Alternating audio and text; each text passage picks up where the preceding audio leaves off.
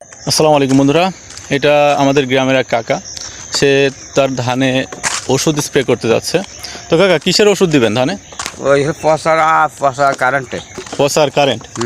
আচ্ছা, ধানের যে বর্তমান দাম আপনি দেখতে পাচ্ছেন 1,000 টাকা দাম, এই অথচ এই সময় অন্য সময় 1500-1600 টাকা দাম থাকে, তো এখন মাত্র 1,000 টাকা দাম। এই যে আর 2 দিন পরে ধান উঠবে, নতুন ধান। তো আপনার অনুভূতি কি? মানে অনুভূতি কেমন যে এই ধান এত অল্প দামে বেচে আপনাদের কি পোষাবে? না, এখন 1500 হলে ভালো হয়। 1500 হলে ভালো হয়। তাহলে হিসাব করেন যে এত কষ্ট করে 1 বিঘে জমি চাষ করতে প্রায় 40-42 হাজার টাকা খরচ হয় সব কিছু মিলিয়ে।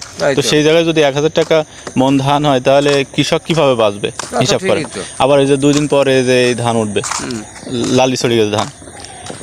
তো আমাদের বর্তমান যে সরকার, তাকে একটু রিকোয়েস্ট করছি যে কৃষকদের দিকে তাকান, কৃষকরা যেন বাঁচতে পারে সেভাবে একটু ধানের মূল্য নির্ধারণ করুন।